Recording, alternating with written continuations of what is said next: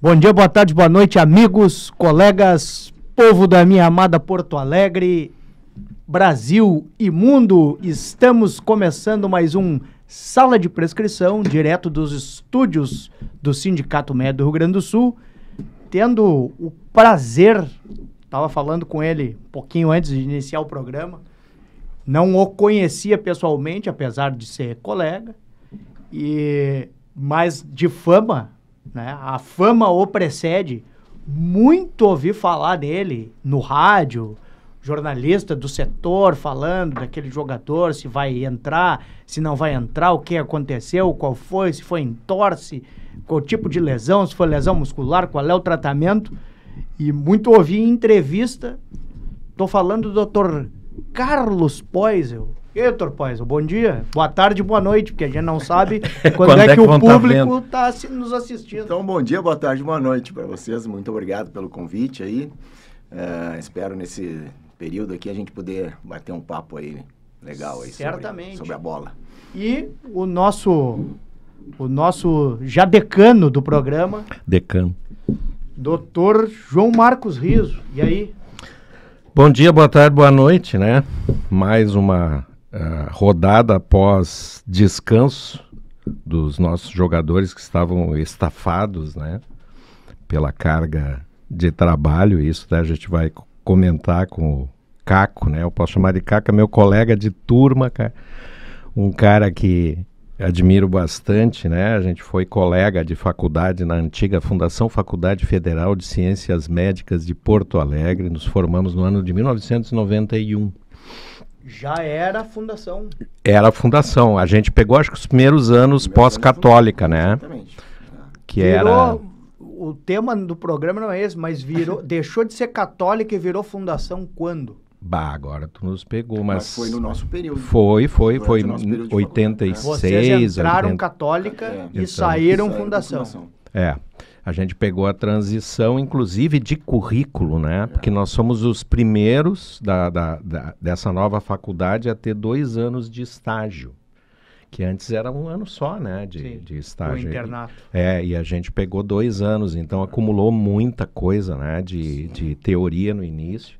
A gente, literalmente, eu perdi os cabelos lá na faculdade. Curtos períodos de férias, a gente já emendava... Não, era bem diferente, né? Pro pessoal que daqui a pouco é não médico e não conhece o currículo da medicina, o currículo da medicina, ele prevê uma parte de, digamos, básico, onde se estuda bioquímica, biofísica, fisiologia.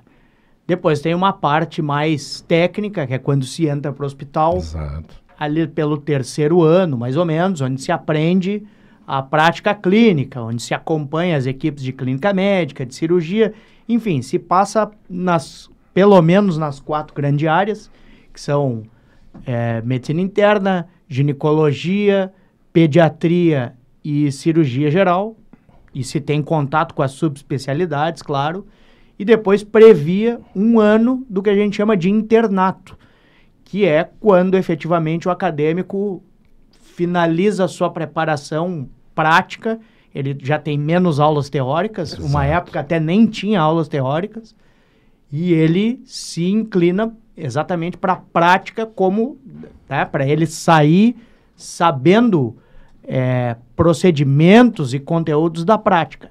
E isso até um determinado período era 1 ano. A fundação foi pioneira nisso, de encurtar férias, de modificar o currículo e de ter 2 anos de internato. E nós fomos os primeiros, porque a gente se confundia com a turma anterior, né? Com a D90 nos internatos, porque começou né? A gente já estava e eles estavam no 6º ano lá. E o Poisel tem uma coisa que também aconteceu comigo, que a gente fez faculdade antes, né? Tu fizeste educação física e eu fiz farmácia. E... Chegaram a se formar? Sim, eu me formei. Não, eu parei no 3º ano, não me formei, até porque elas colidem, né? No sentido de tu exercer a profissão, né? Farmacêutico e médico, né? Por motivos óbvios até. Mas o que eu digo é o seguinte, a fundação, ou a católica, ela tinha uma coisa sui generis, né?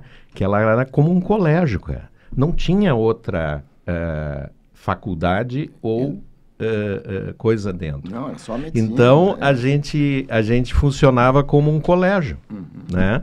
E a integração era muito grande, né? Por causa disso.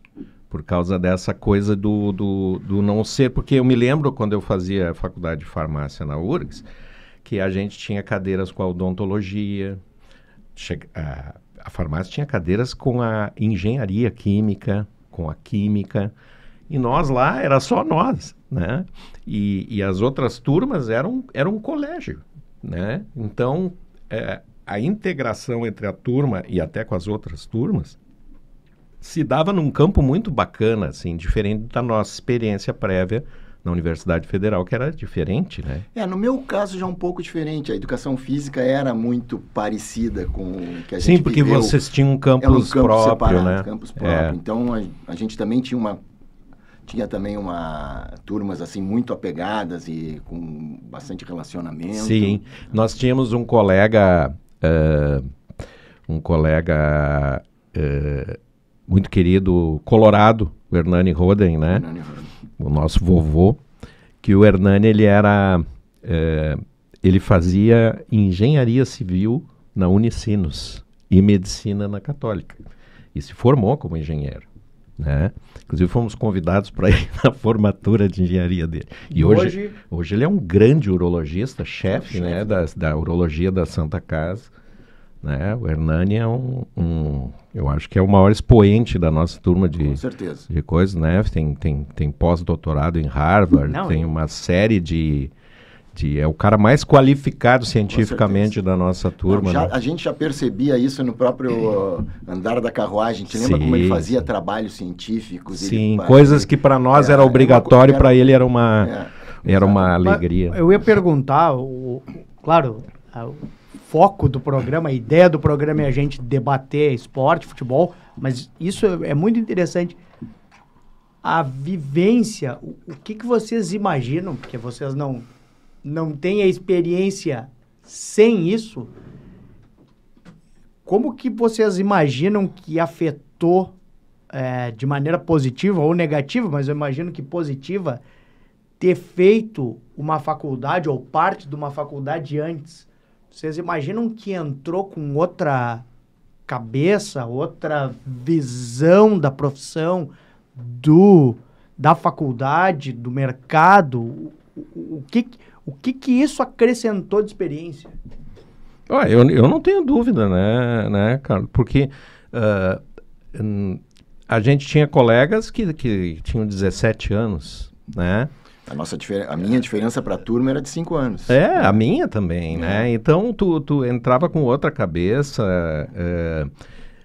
tem aquele aprendizado, né? Que tem algumas cadeiras dentro da medicina que são a base de tudo, né? E a gente tinha essa noção, assim.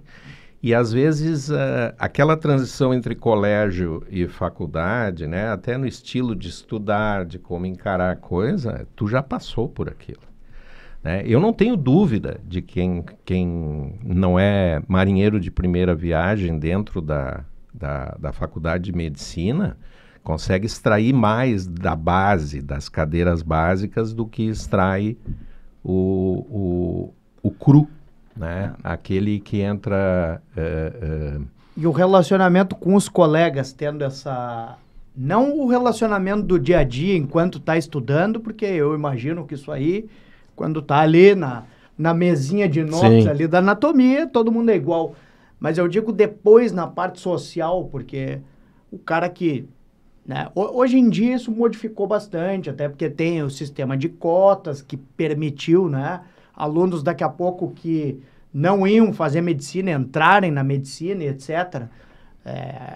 Eu imagino que vocês também que percebem isso, têm contato com residente e tal... Outros acadêmicos, hoje em dia tem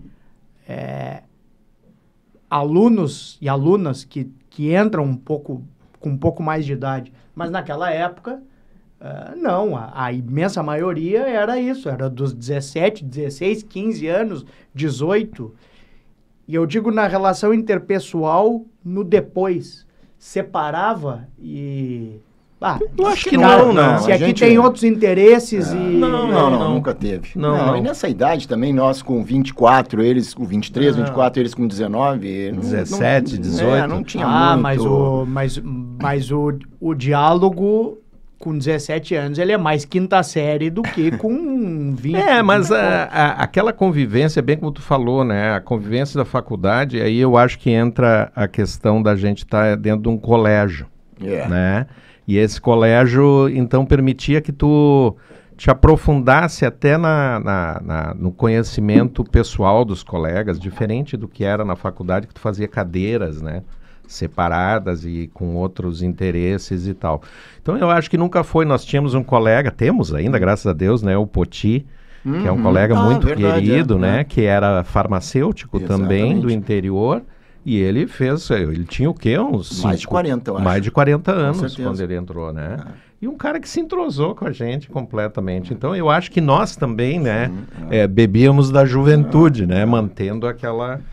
coisa assim, mas não havia um apartamento assim, né? Um apartheid de que eu fiz essa pergunta porque eu imagino o seguinte, eu não me lembro disso bem, não prestava atenção. Eu entrei com 17, fui da turma que não fez outra experiência antes, o que me arrependo, que eu acho que deveria ter dado um tempo antes e ter vivido um pouco mais o mundo.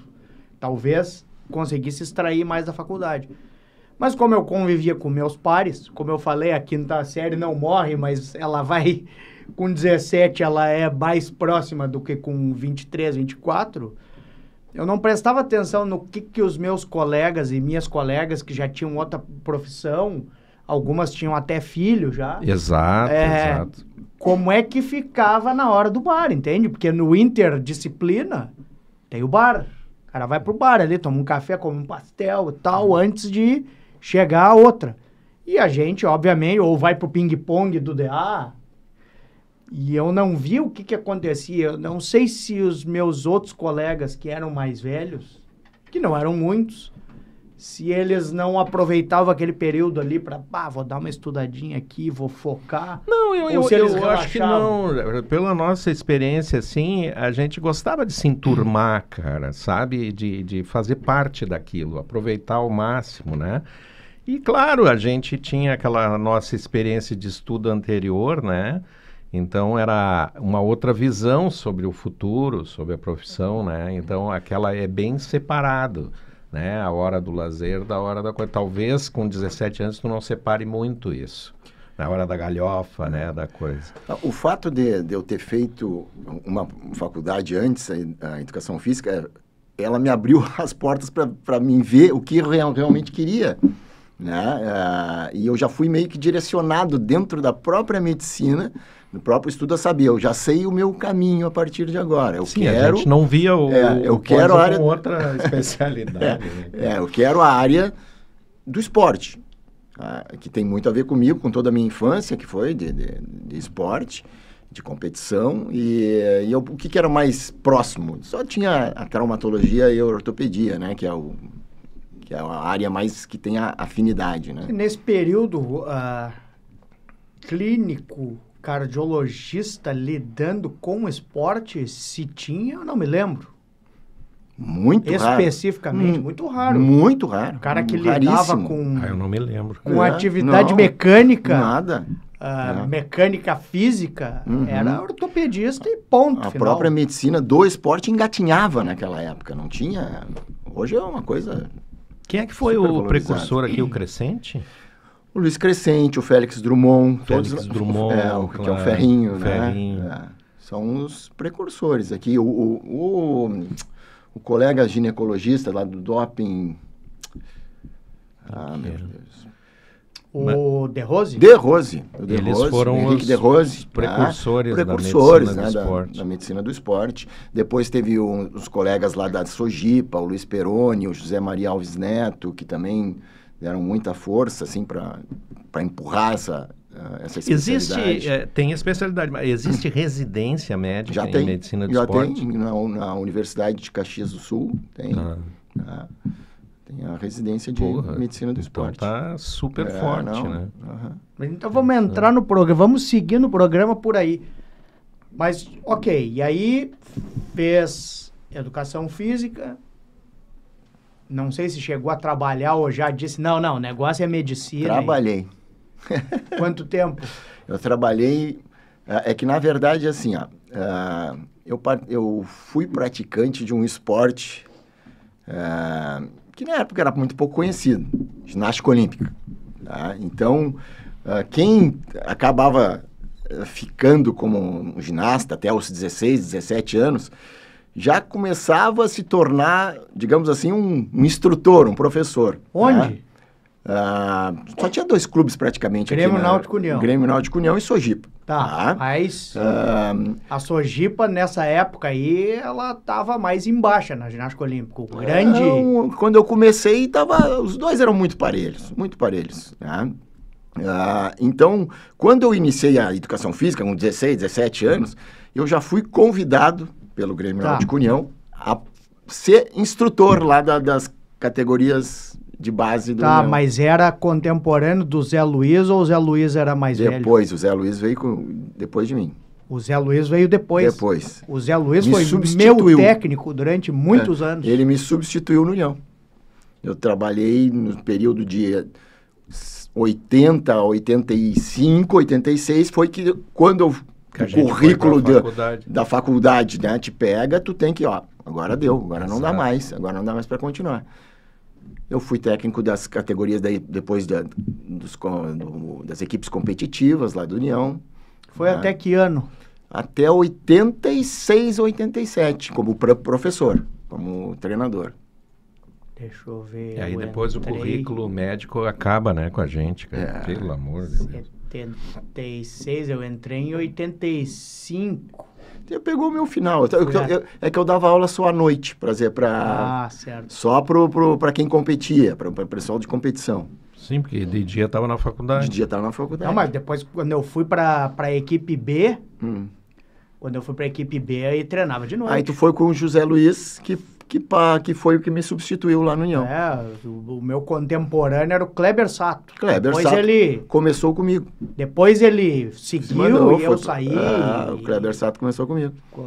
Foi do contemporâneo do Kleber Sato. Eu me lembro que nesse período, por isso que eu falei do União, o União tinha trazido o técnico do leste europeu e tinha aquele conceito tem que fazer 400 repetições.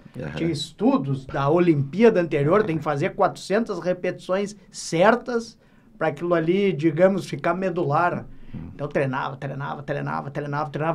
E o pessoal não sabe por que o ginasta é forte, porque depois que termina todo o treino, que tu passa pelos aparelhos, que tu faz solo, aí tu faz força.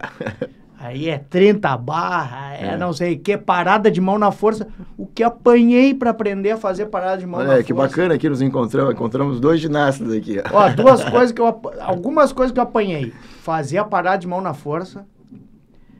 A famosa cadeirinha do flick. Putz, que tem que sentar na cadeira. Depois que sentar na cadeira, o quê? E para aprender o keep. Pá! Até pegar o movimento do keep para conseguir subir. Tu ficou até que idade? Eu fiquei até 13. Até 13 anos. Aí quebrei o pé e aí fiquei fora. Quebrou na prática? Não, fora. Quebrei o calcanhar, fiquei 3 meses imobilizado. E aí quando eu voltei tava gordinho e como o Zé Luiz, quem foi aluno dele sabe como é que era, né? Quando eu quis voltar, ele disse, não, teu lugar agora é na escolinha. Aí eu não quis voltar pra escolinha, achava que, para aí, da equipe pra escolinha, o cara tá louco. E aí saí da ginástica olímpica por isso. Era outra grande visão. Bom, mas e aí? Então fez ginástica olímpica, fez educação física, viu que não era vamos para a medicina. Vamos para a medicina. E daí já na medicina, nos primeiros 2 anos ali da medicina, eu já fui convidado para ser estagiário no departamento médico lá da Sojipa. Né? Como aí tinha esses colegas que eu falei, o Luiz Peroni, o Zé Maria, capitaneavam aquele departamento. E eu atuava lá como estagiário. E aí tu vai pegando gosto, né? Depois de um tempo, já tinha me formado, não tinha ainda, já estava no meio da residência de ortopedia, a UBRA, que estava iniciando um projeto grande de esportes, de vôlei, me convidou também para ser o médico daí das equipes de vôlei. Ali começou, então, a minha carreira como médico mesmo, de equipes, né? Tive, pelo menos, campeonato nacional, eu ganhei com a UBRA. Não ganhei com o Inter, mas ganhei com a UBRA, né? Então, fomos bicampeões nacionais na Superliga. Tá? E até o convite do Internacional depois veio através desse conhecimento de que eu fazia um trabalho lá na UBRA. Houve uma mudança de direção no Internacional, que quiseram... Isso foi no ano de 2000. Porque 2001 era o Miranda. 2001 era o Miranda. Entrou e deu uma... Exatamente. Não vou dizer fazer uma limpa, mas ele fez uma mudança de paradigma. Teve uma mudança de paradigma. Porque eu me lembro que ele trouxe o Medeiros, Medina. Medina, e o Medina fez um relatório completo lá, falando até do refeitório do Inter. Tudo. Vocês se lembram disso? Então, este foi... eles revisaram o departamento médico, tiraram todos que tinham lá no departamento médico, assim como fizeram com outras áreas do Internacional. E aí abriu o cofre, lá mostrou que não tinha nada dentro do cofre. Aí fizeram essa prospecção, onde é que quem poderia assumir o departamento médico. E aí eu fui um dos que fui selecionado lá e acabei entrando.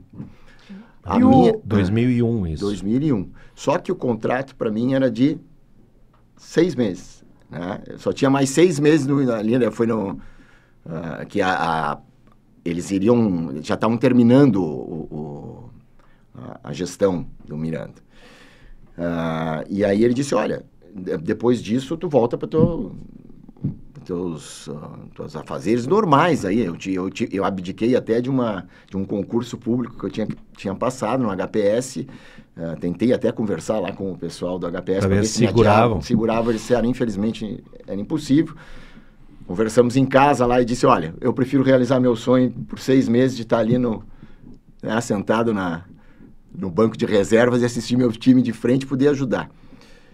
Terminado esse período...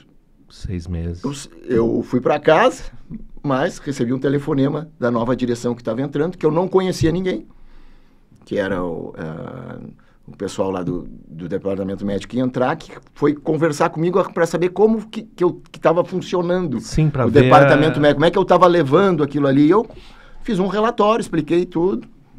No fim da conversa ele disse, tu tem interesse em continuar? Vai entrar mais 3 colegas junto contigo, tu tem interesse? Tem. Fiquei mais 19 anos lá no Internacional. E nesse período... Tinha o quê? Tinha a equipe médica de ortopedista, tinha massagista, fisioterapeuta, fisiologista. Eu imagino que não tinha ainda fisiologista. Fisiologista. O nosso colega falecido, Luiz Crescente, era médico e ele se especializou nessa área de fisiologia. E ele já estava grande fisiologista. Já, ele entrou nessa nova... Interessante. Então, depois desses 6 meses ou já... na verdade, o Crescente foi interessante, porque ele era da outra turma que saiu para mim entrar. E depois voltou.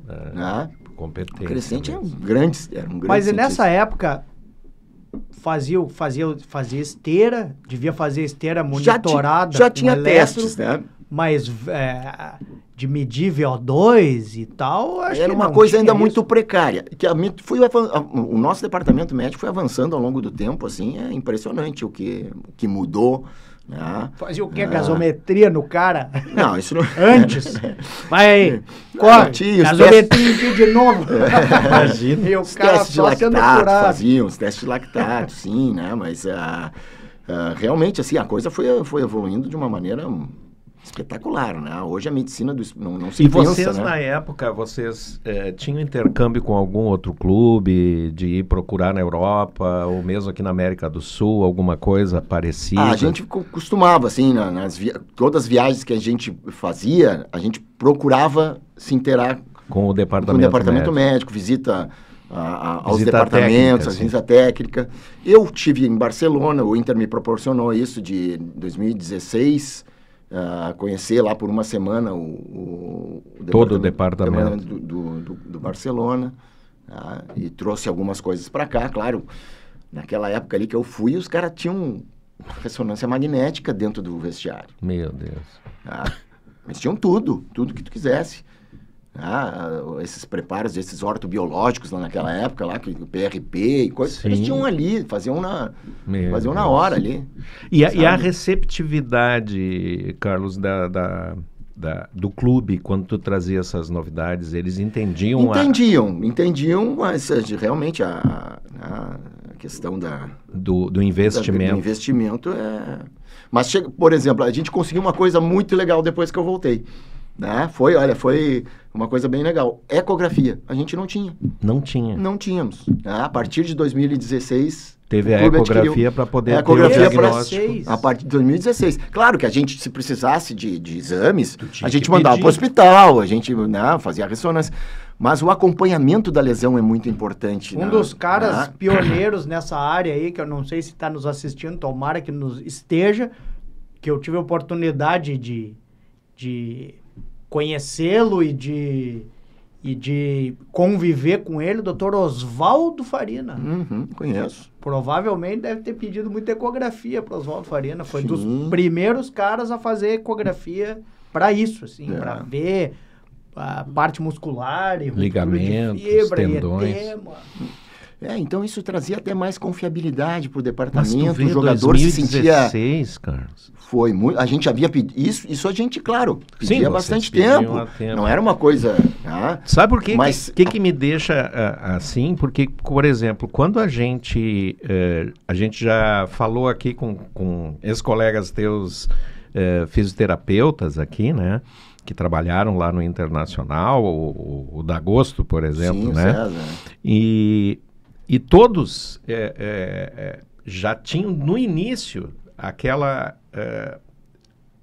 chancela de que, se tu tem um jogador caro, parado, isso aí se reflete na bilheteria, no resultado, na lojinha, no anímico do time, né? No resultado final, composto de todo o clube, coisa. Então, um investimento desses, cara, para te ter um diagnóstico precoce e mesmo um tratamento adequado dentro do vestiário, por favor, né, cara? É a questão da não profissionalização de uma direção, cara, de uma... Exato. Sabe? Porque eles não valorizam. Porque vocês provavam a necessidade, sim, né, cara? Claro. Isso que é brabo, cara, sabe? De ver os clubes... por isso que eu te perguntei, assim, se havia o parâmetro do exterior dos times profissionais mesmo, né? Com gestão profissional, como é o Barcelona, né? Sim. Como é o Real Madrid, Companhia Limitada, de trazer aquilo para cá. Mas aí esbarrava no amadorismo da coisa. O departamento médico sempre foi um apêndice. Foi uma coisa assim, sabe? Uma coisa que, graças a Deus, agora está ganhando muito mais importância. Não pode, né? Não ter comunicação entre departamento médico, direção e a equipe técnica. Isso que eu ia fazer uma pergunta e já uma afirmação e ressaltando para vocês, chamando a atenção de vocês que estão nos assistindo, só para deixar bem claro. O departamento médico, em termos de hierarquia, mas entendam bem o que eu quero dizer com hierarquia, ele não é hierarquicamente o determinante da fisiologia, da fisioterapia e da nutrição e dos outros, que eu estou me esquecendo. Hierarquicamente. Não, o que tu quis dizer com isso? Desculpe. O departamento médico é um apêndice. Mas ele não é o determinante, assim, que tem um diretor médico que diz assim, não, a nutrição tem que aumentar tantas gramas de proteína, nós vamos ter o jogo X, o treinamento tem que ser com carboidrato nessa quantidade, fisioterapia, a gente tem que começar a fazer isso aqui. Não tem isso.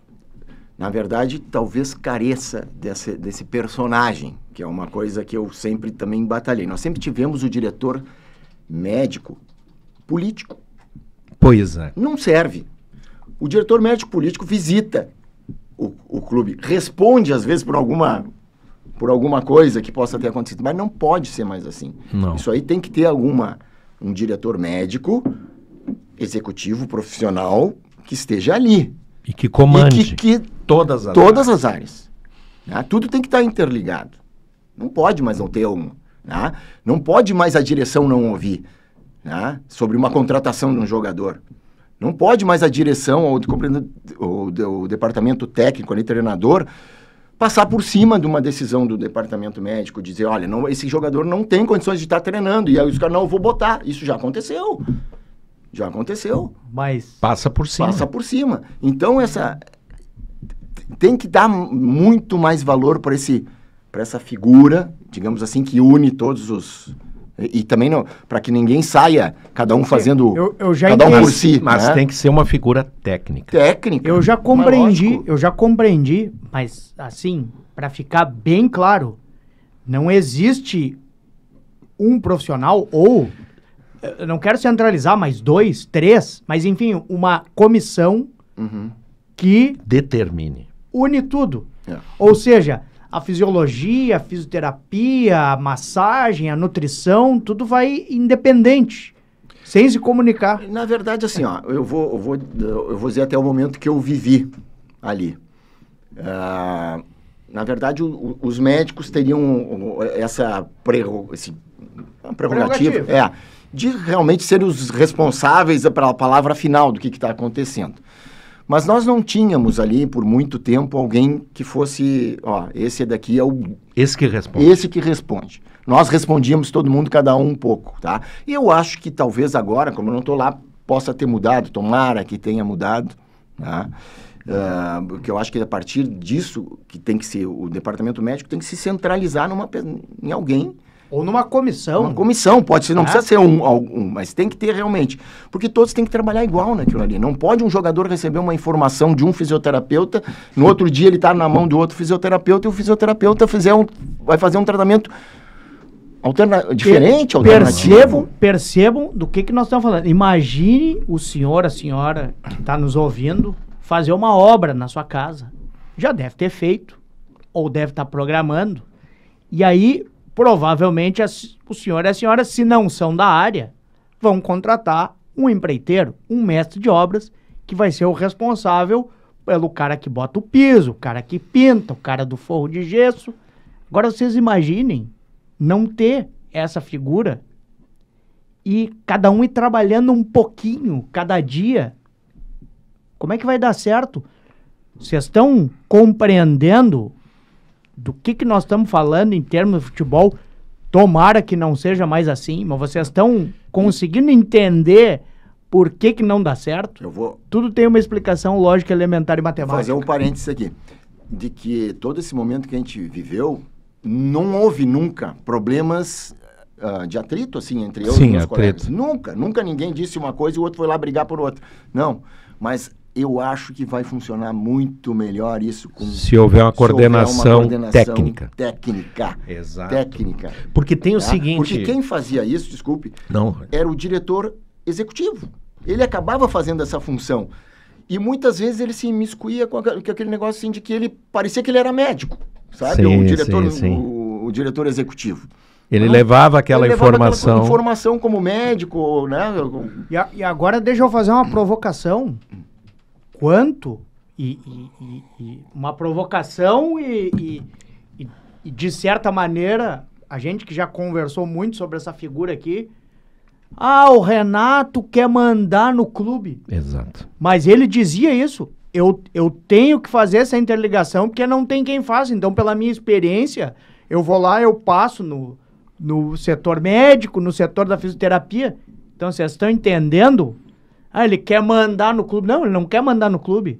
A gente tá vendo que, né, com raras exceções, não tem essa figura que faça da parte técnica. Então, o que tinha mais experiência, né, em cada um dos setores, porque passou como paciente por cada um dos setores, era o treinador. Então, o cara... Não, mas para aí, não tem. Vocês têm que se conversar e dar uma linha, porque senão, é o que eu estou dizendo, é a obra que... Sem coordenação. Que sem coordenação. As pessoas vão fazendo assim faz e o que aquela acha que balbúrdia. deve fazer, né? E outra coisa que eu sempre vejo, Poison e Jefferson nas dinâmicas dos clubes, trocou o treinador e a preparação física. Aí chega um novo preparador físico com a sua equipe, né? Que às vezes até tem um fisioterapeuta envolvido, e aí eles chegam com uma nova dinâmica toda diferente. Isso é conversado com o departamento médico, é chegado assim, olha, aqui a gente pode fazer isso ou fazer aquilo. Porque eu não vejo como tu ir, e tu já foi preparador físico, tu é educador físico, não tem como tu lá implementar um novo sistema sem falar com o departamento médico e a fisiologia do clube. Isso acontecia, assim, de chegar e impor alguma coisa ou havia um diálogo bom, não, assim? Sempre tinha um diálogo bom, mas realmente até o clube, os clubes tentam fazer isso de deixar um time de preparação física fixo. Ah, sim, os contratados do clube. Isso, os contratados do clube. Para fazer a transição. É para pelo menos fazer aquela interface. Mas, realmente, chega treinador, chega preparador físico, pode mudar da noite pro dia o que tu estava fazendo antes. E o treinador, realmente, ele tem muita força. Né? Ele tem muita força. Como eu te disse, a direção ainda é muito diretores, presidentes políticos. Sim. E eles meio que delegam pro treinador. E o treinador tem muita força nisso aí, Até porque, mas ele, com razão, porque ele por geralmente isso passou que dizem, por aquilo o como Renato atleta. é o que manda, entendeu? O Renato era o presidente do clube. Ele determinava, né? Mas era o cara que viveu aquilo como paciente. O cara foi lá, o cara pegou o forno de beer, se deitou. Ele é que sabe o que funciona e não funciona. Uma coisa que a gente tem visto, o Jefferson falou bem, né? A gente tinha muito teu nome, dos teus colegas, porque vocês davam muita declaração na imprensa. Exato. Né? Como isso... E isso agora, cara, eu tô falando até do ponto de vista ético, a gente tá aqui dentro do sindicato médico, né? Mas dentro do ponto de vista ético, hoje a gente não ouve os médicos, cara. Né? Não se tem, assim, boletim médico, o médico falando da situação do coisa. Tem aquela questão de preservar o paciente, né? Mas aí tudo cabe dentro de uma autorização, de um consentimento, né? Oficial, de que as coisas estão andando, porque o que se vê, ao contrário do que se deveria ver, é uma especulação da imprensa terrível. Teve pacientes que eu atendi, né? Um jogador do Grêmio, que não tinha nada a ver com o que estava saindo na imprensa. Eu estava tratando a dor dele, né? E a imprensa fazendo sabe? E eu dizia, assim, né? Eu cheguei a falar com um colega do Grêmio, que agora tem uma dinâmica diferente lá dentro. Eu digo, cara, vocês têm que ir a público. Estão queimando o jogador, cara. Estão queimando vocês. Ele disse, não, mas tem uma hierarquia para falar, gente. Tem... coisa que era o Renato. O cara tá indo pra noite, não sei o quê. Tudo que tu possa imaginar. Tá tem uma lesão que não pode, essa lesão dele aí já tinha, e ele não tinha nada a ver, cara. Mas nada a ver. E eu dizia, cara, vocês têm que desmentir isso aí, tá prejudicando o jogador, cara. Né?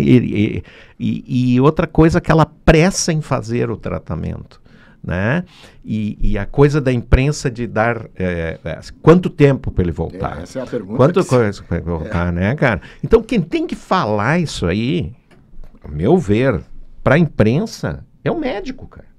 E aí tem aquela figura. Ou essa figura que eu eu imagino imagino, tá? E até infelizmente entrevistamos o Darcy aqui e não perguntamos isso para ele, né?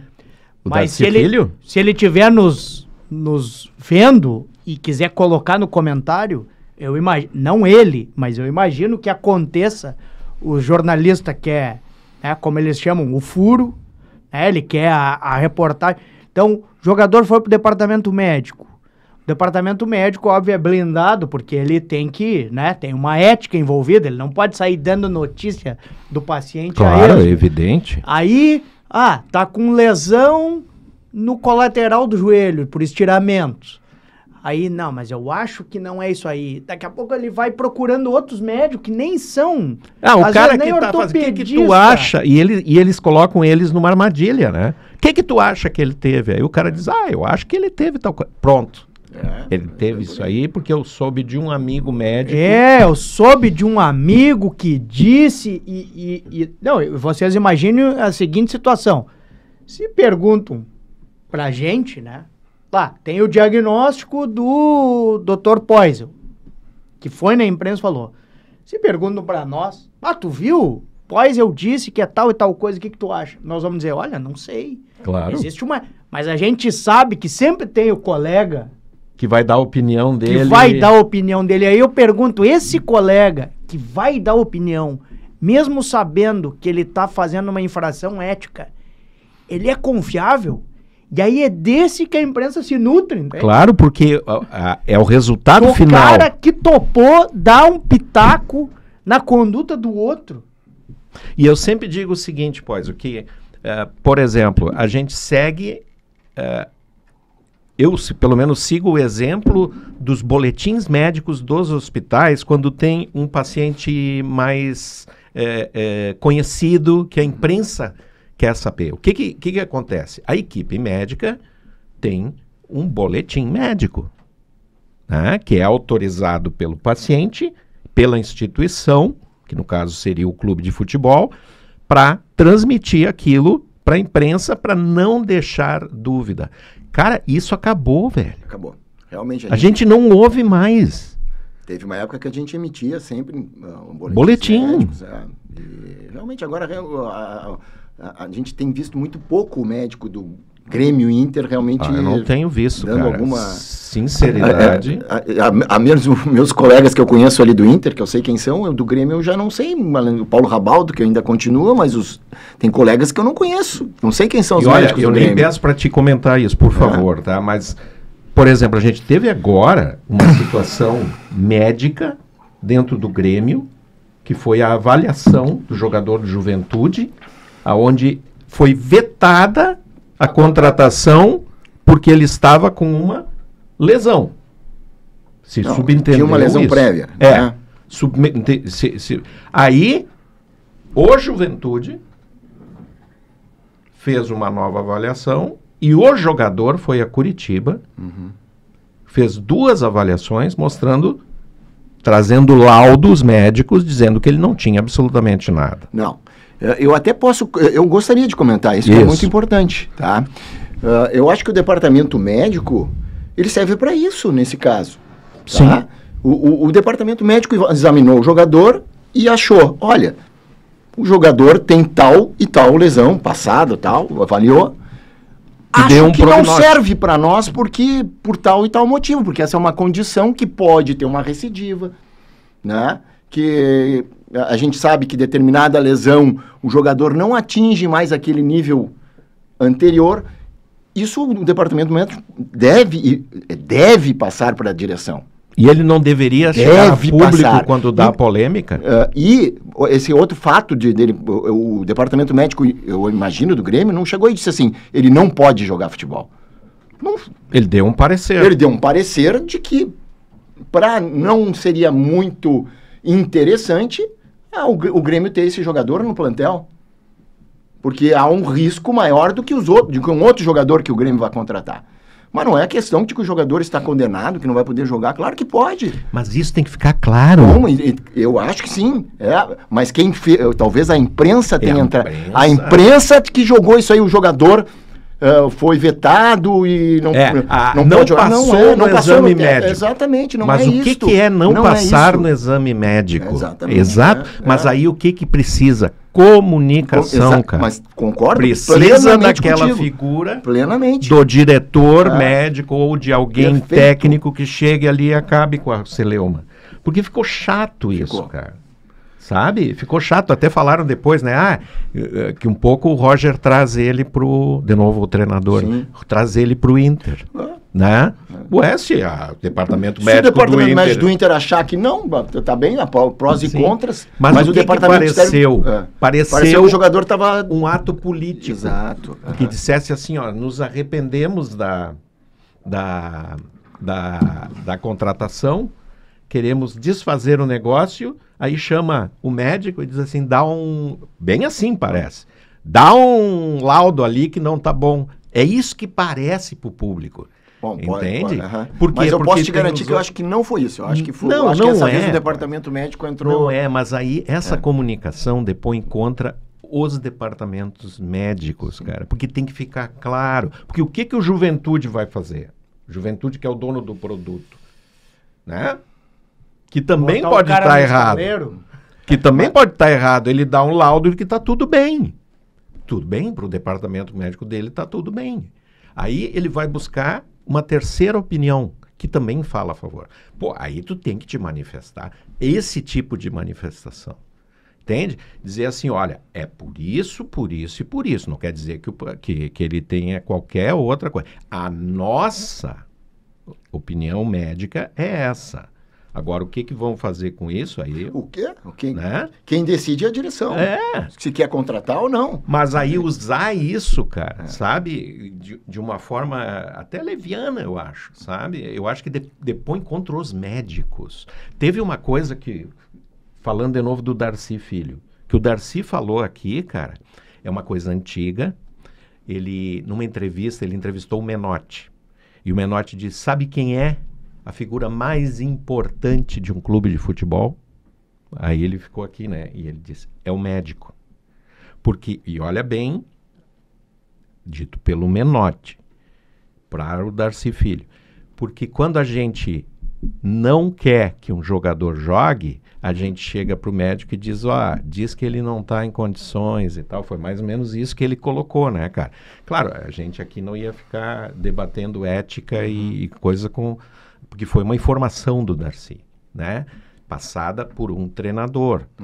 Se ele fazia isso ou não fazia, se faz hoje em dia, não, eu acho muito difícil, mas esse tipo de coisa que sai na imprensa fala contra os médicos, cara, que parece que tu tá lá como um fantoche, tu vai responder, tu tá lá para dar o laudozinho que a direção quer sobre o tal.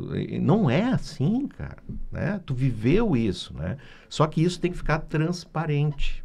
E eu acho que essa coisa do laudo médico, do boletim médico, do médico ir na imprensa como médico autorizado pelo paciente falar a verdade, eu vi isso com pacientes que chegaram para mim, que não tinha nada a ver com o que a imprensa estava falando, cara, sabe? E o paciente sofria com aquilo, né? Porque era um outro problema.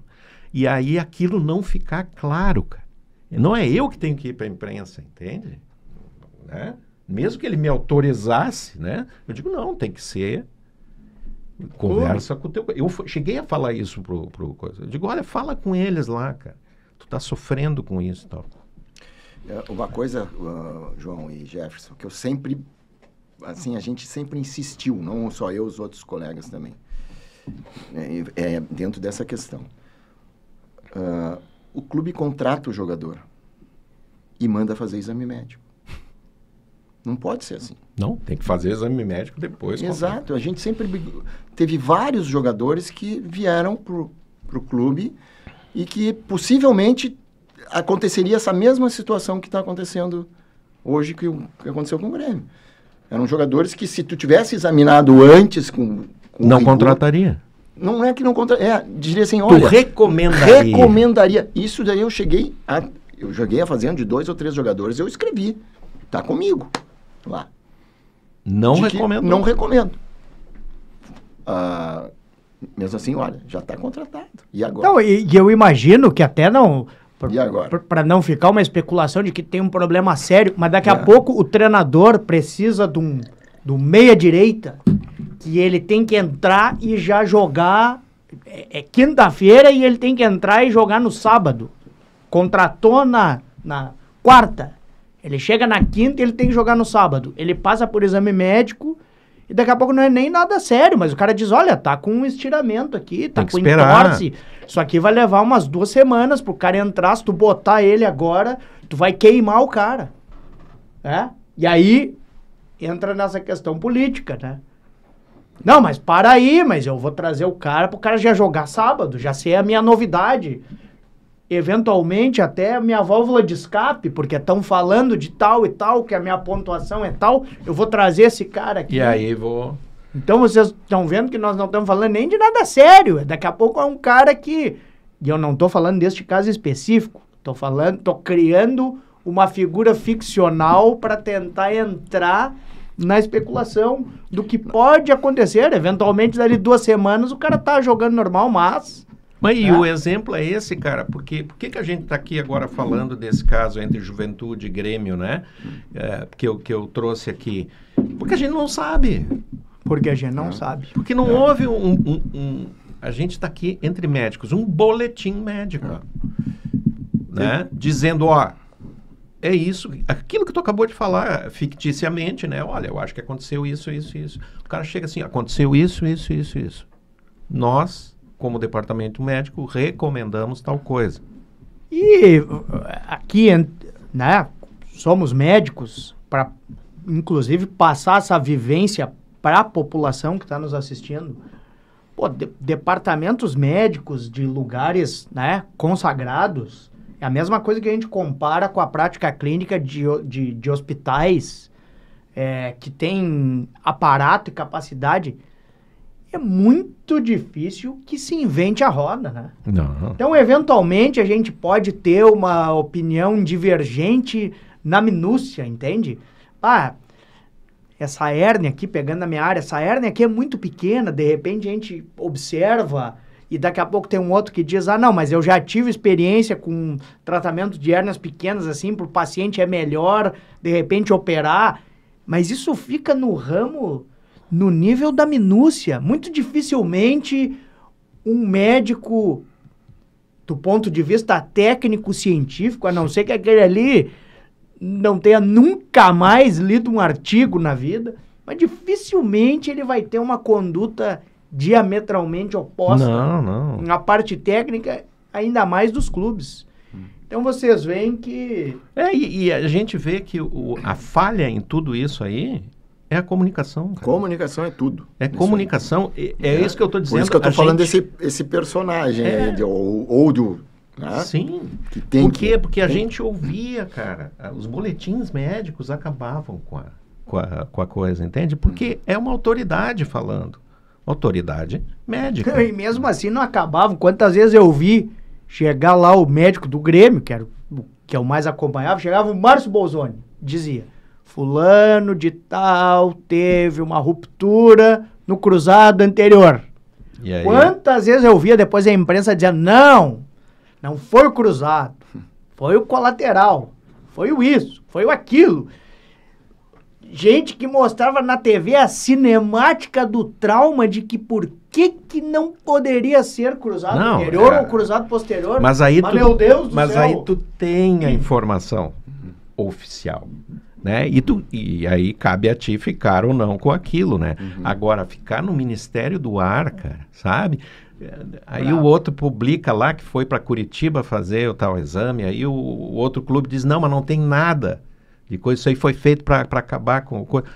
Pô, e aí a população fica aqui, em quem que eu acredito, cara? Sabe? Isso desacredita o médico, o departamento, né? Quando a gente sabe que não é verdade, cara. Tem essas minúcias da hérnia, né? Eu acho que não precisa operar. O outro diz, não, eu aconselho a operar. E daí ninguém tá errado. Ninguém tá certo. Ou de uma terapia, tipo, o que a gente falou, do plasma rico em plaqueta. Sim. Tem cara que tem experiência, não, vamos aplicar. Tem outro que não, mas de repente, a gente falou aqui, outra coisa que não é, assim, tão popularizada e não existe tanta experiência assim, mas vamos usar câmera hiperbárica, não vamos usar câmera hiperbárica. Mas aí nós estamos na minúcia, na minúcia da minúcia da minúcia. Isso não chega, cara, sabe? E aquilo que a gente já conversou também. Tem muito paciente que tem, eu digo paciente, que é o atleta, né, cara? Eu trabalho com dor crônica, cara. né? A dor é uma experiência física e emocional desagradável. Então, cada um responde de uma maneira. Então, a recuperação, o período que ele está lá, será que ele está sendo assistido, né? Como é que está de volta e meia, né? A gente tem aí pacientes como o Mercado que ficou um tempão fora, né, cara? Não custa, num boletim médico, incluir ele. Olha, a recuperação do Mercado está sendo tal, ele está fazendo tal coisa. Tá. E aí... Imaginem você o seguinte... o fogo da imprensa, claro, né? completamente. Imaginem você o seguinte, um jogador, um atleta A ou B, C, que tá com uma lesão crônica. Aí o cara não consegue render. Aí a imprensa começa a dizer, o cara tá na noite, o cara tá bebendo. E não o cara tem tá nada disso. E tu imagina o cara chegando em casa, porque, imagina, é a esposa do cara, tem os filhos. Que o pai tá na capa do jornal, né, como o cara sai na noite. Mas isso deve começar a dar desconfiança em casa. Porque a esposa deve começar a pensar, não, mas para aí, a imprensa é melhor informada que eu. Será que naquela viagem, aquele dia que tu... Então, entra um monte de coisa. O cara é pai de família, o cara tem família, o cara tem do pai, jogador, tem mãe. cara, sabe? De se sentir acolhido também pelo clube, né? De dizer, não, vamos desmentir tudo isso aí, cara. Né? Vai ter um boletim aqui que tu tá fazendo tal coisa, tu tem tal coisa. Tu permite, tu assina aqui, ó, que tu permite que os médicos deem um boletim exatamente com a situação que tu tá passando. O cara vai dizer, mas façam isso ontem, cara. Acabar com essa coisa, que estão prejudicando minha carreira, cara. Sabe? Então, esse tipo de andamento, assim, é muito ruim. É muito ruim. Na verdade, a gente assiste esse tipo de colocação ou não colocação médica dentro dos departamentos de forma passiva, cara.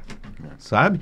Talvez, sei lá, né? Se cabe um posicionamento, porque também existe a coisa dessa hierarquia, que não existe um diretor ou coordenador técnico que, de novo, né? Que vá lá e diga o que tem que acontecer. Né? Esse que é o departamento. Pessoal, estamos na hora de encerrar, mas...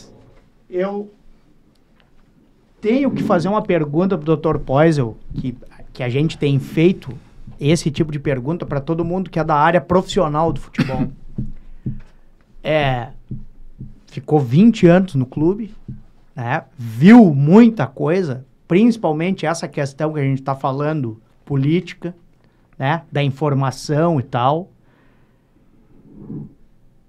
Essa experiência lhe fez mais torcedor, menos torcedor, ou na parte do torcedor, Carlos Poisel não fez a menor diferença? Não, sou muito torcedor, cada vez mais. Tá? O Internacional é uma coisa que está no sangue, né? De família, não tem como... essa é tu troca de esposa, mas não troca de time, né? E me diz uma coisa... Mas também não vou trocar de esposa. Não. Se preocupar que ele até conhece. Até porque eu conheço e é muito querido. E também colorada, lógico, muito, né? Muito. Mas assim, eu queria complementar essa pergunta assim, dizendo qual foi, se o teu maior momento de alegria ou de satisfação, tanto como médico do clube, como torcedor, foi a conquista no Japão, que tu estava lá. Com certeza. E eu até fico muito... eu fico até orgulhoso de ter podido, num momento ali, uma atuação médica que eu tive naquela ocasião, de o Índio ter quebrado o nariz. Sim. Né? E naquele momento, eu dou graças a Deus que tenha sido o Índio, sabe? Porque ele chegou e me disse assim... Quebrei o nariz. Eu disse, Índio, eu vou botar um algodão no teu dedo, vai e tu volta correndo. E ele, tá bom. Assim. Se fosse um outro, talvez...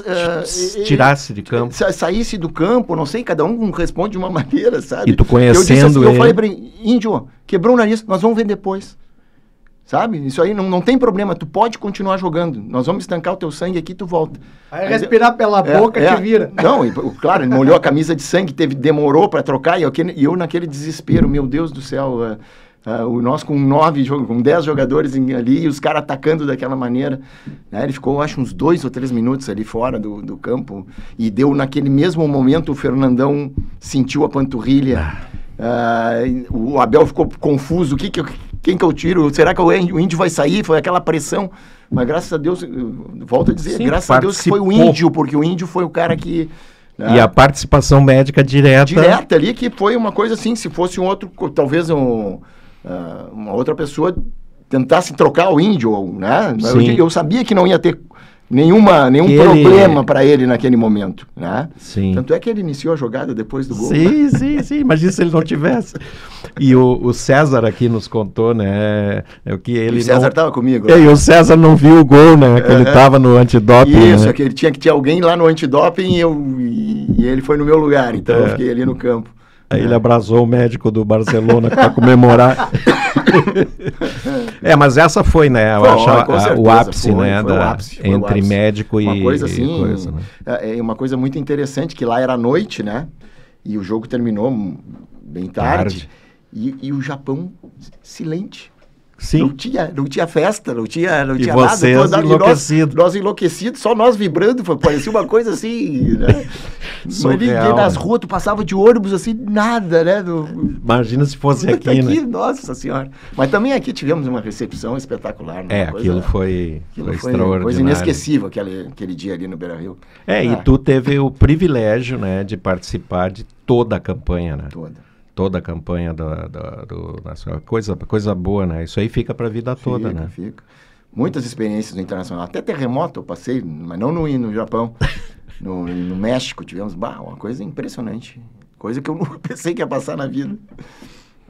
Bom, pessoal, vocês viram a nossa notificação. Temos que encerrar. Então, quero agradecer muito o Dr. Riso, mais uma vez, esteve aqui. Foi um baita programa, né, Dr. Riso? Barbaridade. Não falamos muito sobre a rodada e tal. Até foi bom não falar sobre a rodada. Mas foi um baita programa. Não, mas vamos dizer, o Inter deu uma melhorada deu substancial. Uma melhorada. Pelo menos esse primeiro tempo aí nos deu uma grande esperança aí, né? Diferente do Grêmio, que eu acho que ainda está patinando. E o meu Caxias, que hoje, né? Hoje joga contra o Náutico. Aí, ó. Tá na liderança, né? Tá. Mesmo que perca, continua líder, né? E eu acho que não vai perder.